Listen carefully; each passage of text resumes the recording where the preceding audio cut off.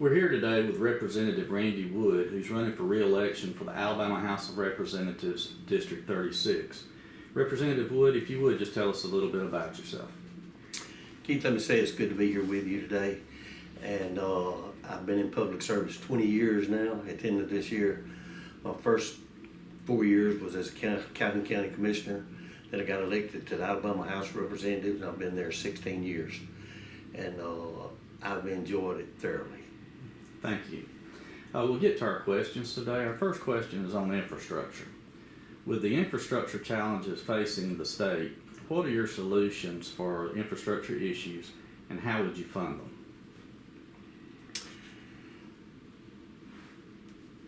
Infrastructure is going to be a big problem, but it's a problem we have to address. We don't have a choice. We've got school buses that can't cross over bridges, and here in Calhoun County, we're very fortunate that we've eliminated all those problems. But the other part of the state is not as fortunate as we are.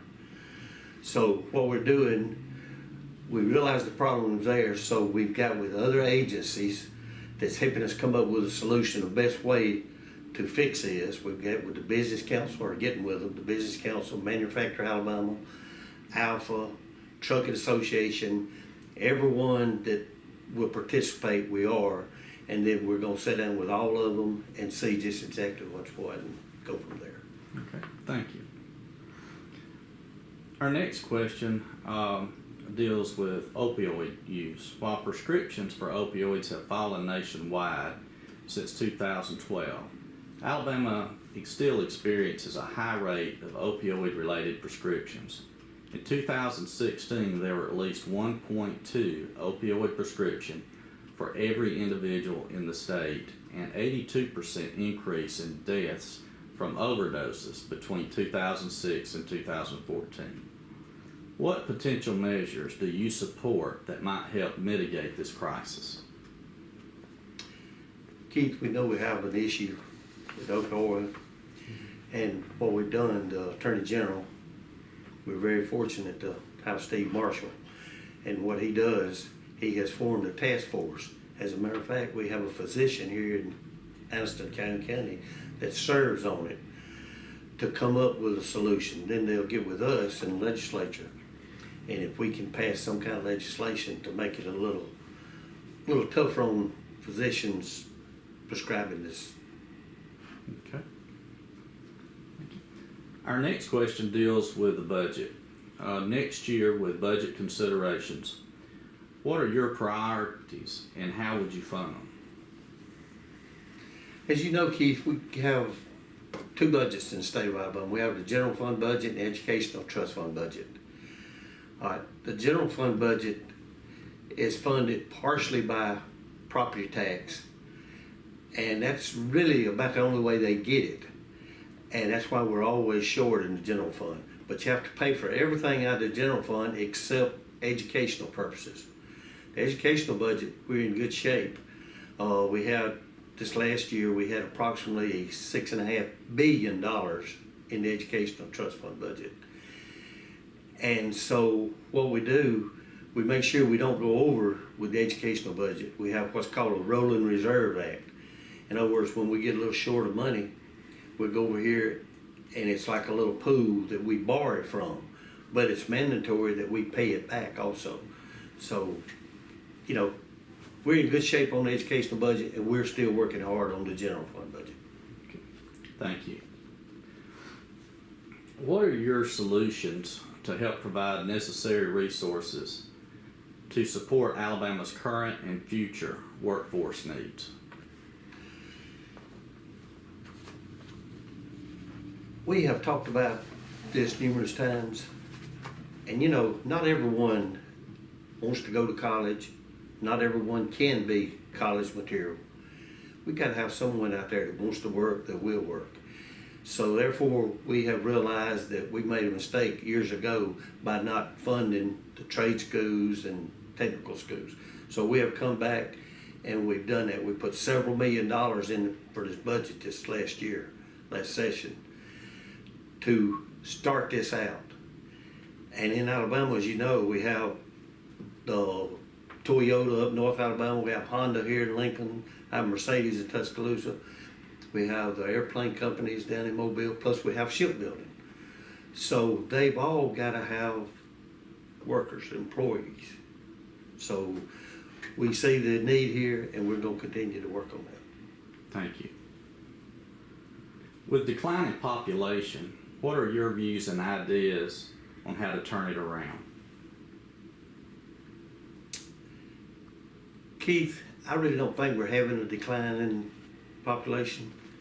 I think what they're gonna have to do, they're gonna have to get everyone, when the census comes up, I think they'll have to get everyone to participate so we can just plain out count everyone. In the past, I don't think that has been going on. I think we have missed a lot. A lot of people don't take it serious. And it's very serious because we cannot afford to lose anyone. Because if something like that does happen, then we could use congressman in Washington. We don't need to do that. Thank you. What measure would you support to better stabilize hospital finances in order to prevent future closings? You know, Keith, I don't know, they run hospitals just like a business, and I understand that. But we also got to understand, we talk about people's lives out here. And I really don't know exactly how you would address hospitals in general, but I know what we've done in Pell City, there's an agency that has formed, it's a small hospital, but it's really a doctor's office, a clinic for low and moderate income that people that don't have insurance. This is the first one that I know of, and we're going, trying it out to see what it does. If it works, we're gonna go further on out in the rural areas and go from there, where they can help people. Also, on healthcare like it is, I don't know if you're aware of it or not, but some schools, when you go to be a physician, some schools will give you your tuition paid or some kind of incentive some way if you'll sign up to be a rural physician, and like for 5 years, which I think that's very, very important. We've got to do something to drive them out there, and a lot of them won't only go out there, they'll stay out there, when they see the need. Mm-hmm. Thank you. Now we've got just a couple of minutes left. If there's anything that you would like to expand on the questions that you've already answered, or something that you would just like for the voters in District 36 to know, this is your time. What would you like to tell them? Keith, I don't know. I like I said earlier, I appreciate y'all asking me to be here today. And get back to the budgets. Everything, you and I both know why it is. Everything centers around the money, the almighty dollar. And we're going to try to always utilize our spending to the best of our ability. We, as Republicans, took over 2010. And I'm so proud. Used to, when I first got to Montgomery, about every quadrennium we was in proration 1 year. And you know what proration means? That means teachers lose their jobs. With the Rolling Reserve Act that I mentioned a while ago, we don't have that issue any longer. Because if it starts running tight, we borrow it, then we pay it back. That's the main thing you got to do. It's easy to borrow it, it's hard to pay back, but we have to pay it back.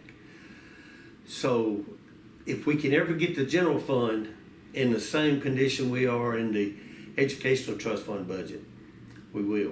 Of course, I didn't mention this a while ago, but the educational trust fund budget is funded by sales tax. So as long as the economy's doing good, money's coming in. Economy gets bad, it's not.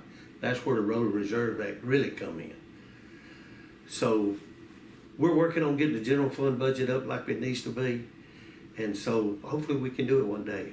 We're not gonna fix it overnight. It didn't get broken overnight. It's just something we gotta work on and continue to be there with. Well, thank you. Representative Wood, we appreciate you coming in today and spending your time here at the Chamber and participating in the election process.